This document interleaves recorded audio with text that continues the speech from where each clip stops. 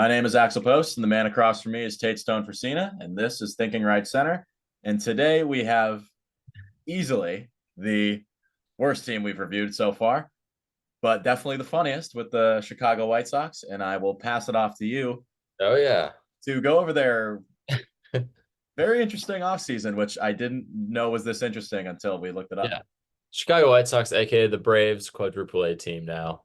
Um, so people that lost, Yasmani Grandal, slowest man in the league, got a lot worse. Trace Thompson, who just has crazy runs every once in a while. Jose Urena, terrible person. We all know this. And then like maybe Mike Clevenger. We were just talking before this. Mike Clevenger actually pretty good stuff. Probably should be signed. Might not be a good guy. We don't know. It's alleged. Elvis Andrews, who, you know, weak. Tim Anderson, who's now a Marlin, which is I like that move. I mean, obviously the guy's 2 years removed from being a monster. And then Liam Hendricks, who's now a Red Sox. Good for him. He's gonna miss the rest of the next season anyway. They gain Paul DeYoung. Why? I don't know. Chris Flexen, he's a reliever, and Tim Hill, who is a goofy reliever. Eric Fedde coming off like a really good season. I think he was in Korea. He literally won the Cy Young in the KBO. Yeah, where he like was the man. Martin Maldonado. Uh, I don't like it's funny. Like Brett Phillips, who is I think they're just a meme. This team is like literally just trying to be funny. Mm-hmm. John Brebbia, Kevin Pillar, who I mean, okay for the Braves last year, and then their Rule 5 guy Shane Drohan. Don't really know much about him to be honest. He's a Red Sox prospect, or was. Nice. I don't think he stays there. I think he gets shipped back to the Red Sox. Yeah, He might if he breaks camp, he's going to get blown up in a couple appearances, and then shipped back to the Sox. I thought that was a horrible pick. Good. Okay. Sweet. Yeah. Great White Sox. Matches up exactly correctly with everything else they've done.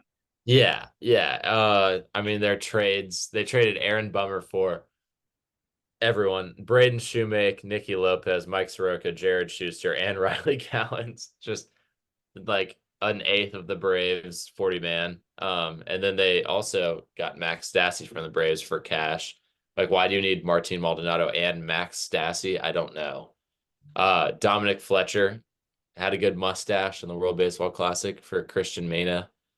And then Prulander Baroa, Zach DeLoach, and future considerations for Gregory Santos. So they also gained Mitch Moreland.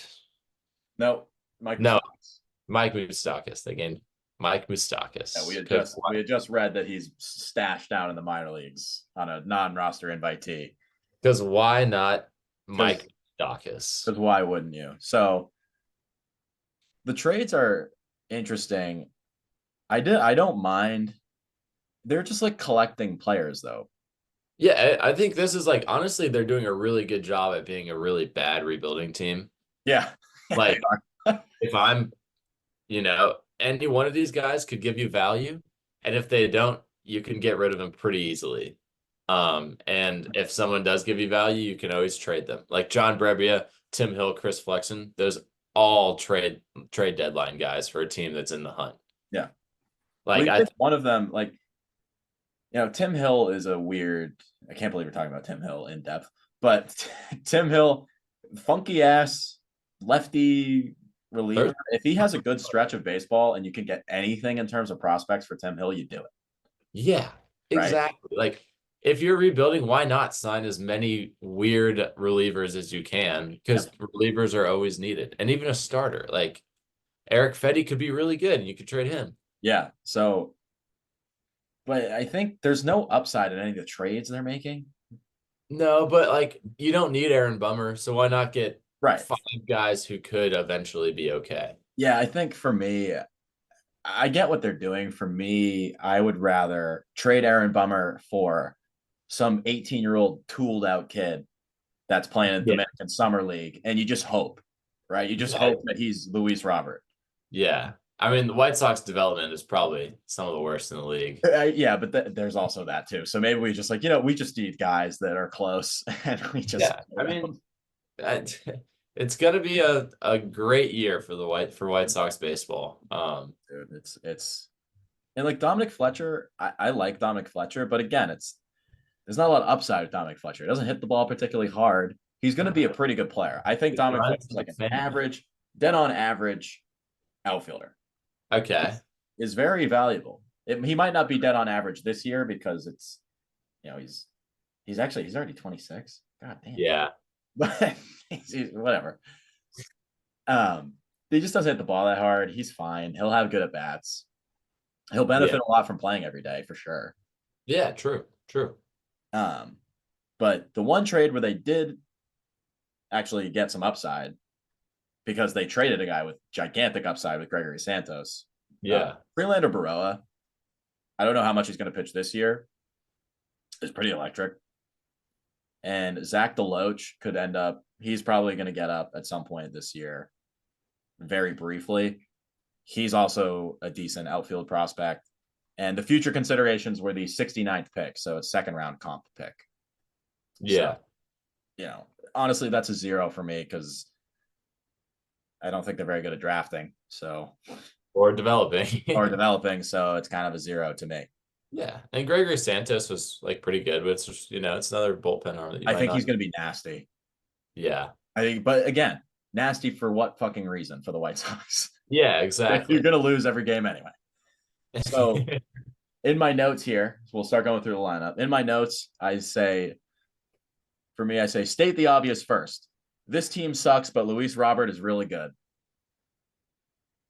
I can't disagree with you there. That's really it, man. Like Andrew Benintendi is sad to see the lack of power that Andrew Benintendi now has. He hit 5 home runs last year. What happened? I have no idea. Because like, at Arkansas, obviously, he was like the best player ever. He had power when he first came up.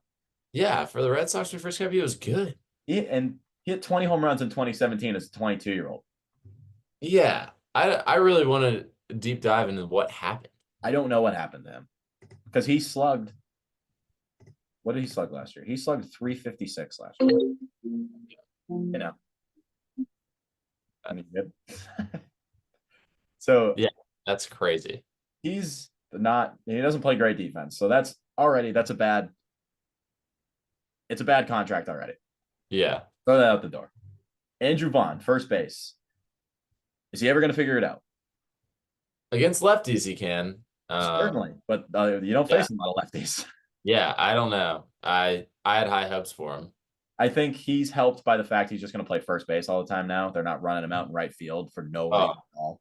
He was Yeah. horrible out there. So I think he's like a slightly above league average bat. So you know what? Fine. In terms of a White Sox player, he's great. Luis Robert has MVP type of talent. Yeah. There's not much that we need to say. He hit 38 home runs last year. He stole 20 bags. He slugged 542. Yeah. He plays an elite center field. He put up a 5 WAR. And he did it all with no protection in that lineup. Yeah, he did it all with nothing to help him. So, I already stated the obvious. Team sucks. Luis Roberts great. Yeah. Moncada is sad. It's kind of just sad, isn't it? Such high hopes. Such high hopes. Hit 11 home runs last year. He's fine. He's an okay player. Yeah. Eloy Jimenez is just waiting for him to get hurt. Yes. That's really all it is. You just wait for Eloy to get hurt. Yeah, he's going to stash up your DH spot all the time now because you don't trust him to go to left field. And yeah, I don't know. It's just, I like Eloy. I think if he was healthy, he could hit 30 plus homers, but he's going to get hurt. We just know he's going to get hurt. Yeah, you just know. It's and crazy. Dominic Fletcher, we talked about. Fine. Paul DeYoung sucks. Let's just put that out there. Paul DeYoung's not good. Yeah. Yeah. The little bit of power that he had that pushed his game over is gone. It's gone. And the contact, he had manageable contact rates. That's gone too. Yep. You get older, and that's what happens. The last two people in this lineup, they're so funny. So at second base in the 8 hole is Nicky Lopez. And in the 9 spot, your catcher is Martin Maldonado. But that is just, oh my God, that's so depressing. It's bad. It's bad. I'm number one Martin Maldonado hater. I didn't think he was going to get signed after Dusty No. Baker. When Dusty Baker retired, I was convinced. I'm like, so that's it for Martin Maldonado. Nobody's going to sign He's him. he's not even in the realm of bad. He's just a downright awful hitter. He's a coach. Yeah. He's a He knows coach. how to call a game.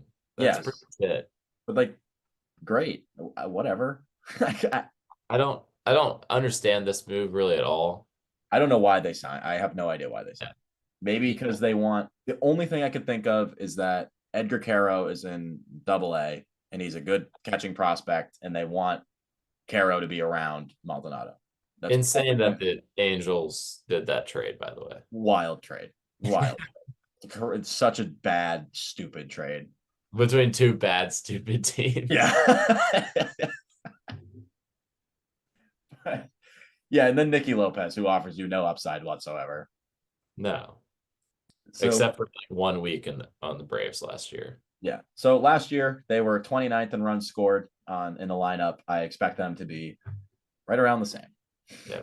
30th. Yep. On the bench, Max Stassi is your backup catcher, who I think should just be the starter. He's better than Maldonado. Better than Maldonado. He went through some um, really weird stuff in his personal life. That's why he didn't play last year. Like he had some complications with his baby.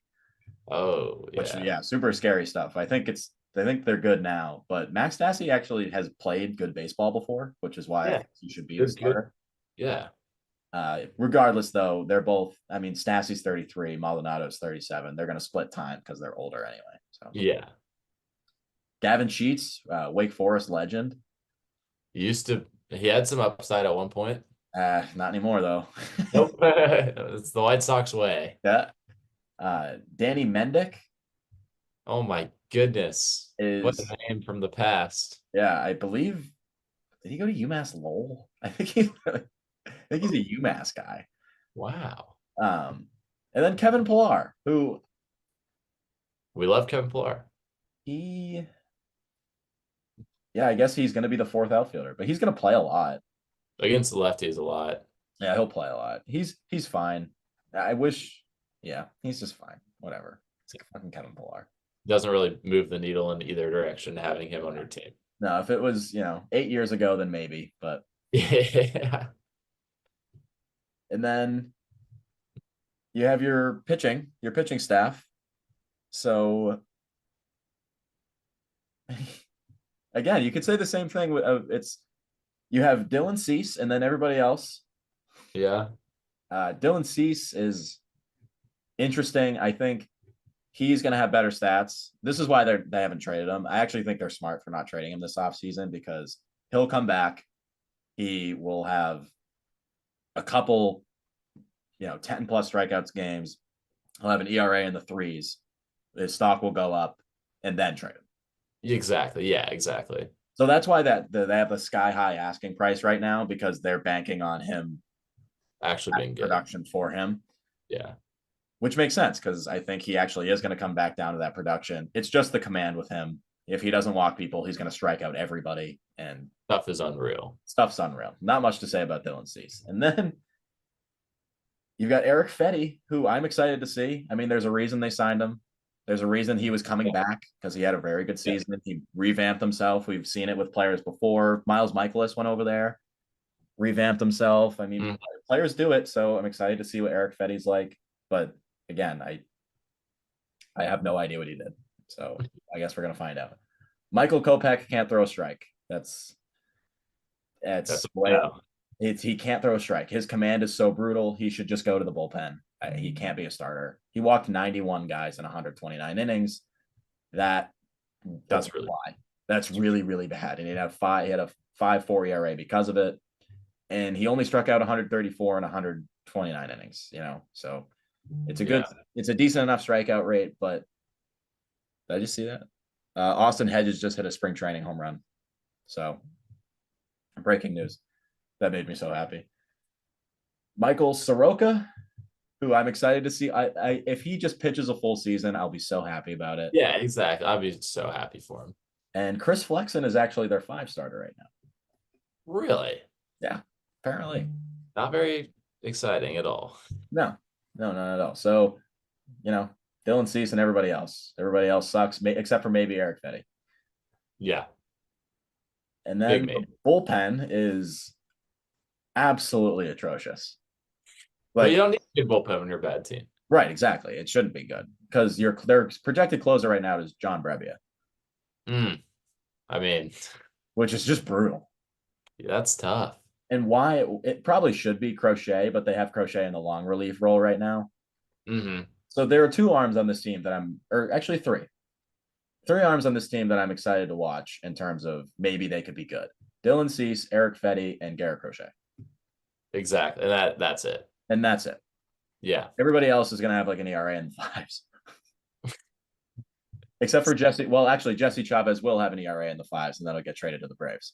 Exactly. He gave up what, like 8 runs in one inning yesterday? Did he? Yeah. And they were like, he's getting started early this year. Yeah, right. He's like, trade me, get me out of here. Yeah, and then you have like some guys who talk Tim Hill, Davy Garcia, Tuki Toussaint, like just a collection of names. It's bad. It's bad. Davey Garcia is such a throwback too. Yeah, such a throwback. Remember when he was He's like one of the top prospects. the pitcher that was promised? That was his stupid name. I don't know. Yeah. And then he just completely washed out. Oh, unreal. But there's going to be a shorter team review because this team is so bad, and there's nothing exciting happening. The real question is, are they going to win over 63.5 games? No, No, I think they're the new Athletics. I'm slamming the under. They're going to lose 100 games. Yeah. They're They going have to. to. The only players in the minors that have any kind of intrigue. Actually, Jared Schuster is the one that maybe comes up and gives you some quality innings. Oh yeah. Who? Jared Pooster. Shout out Nathan. Another shout out for you. Schuster. Jake Eater is a decent prospect. Hopefully, he can figure it out. Yeah. Came over from the Marlins in the Jake Berger trade and Mm. really struggled down the stretch since he got traded. But So let's just take the year, and then you have if Oscar Colas breaks camp, I hope he does. That's another somewhat exciting hitter just because he has so much power potential. But the swing and miss The is swing and miss is brutal though. Yeah. So at least you have that to watch. Like at least you can watch that. I can watch Oscar Colas try to figure it out. I'm not excited to watch Andrew Benintendi hit 5 home runs. No, and just hit backside singles all the time. That's not exciting. I like watching Oscar Colas instead. Yes. But that's really it. That's it. That's it. Those are the only like Corey Lee is a catching prospect who probably is going to come up. Actually, that's I kind of misspoke earlier. Corey Lee is a catching prospect that's pretty good as well. So that might be why they signed Maldonado. Yeah. He'll be up at some point, but a couple exciting young players and then a bunch of absolutely nothing. So I am slamming the under. They lose 100 games pretty easily, and I think you're right on that boat with me. Oh, I'm hitting that under bad. All right.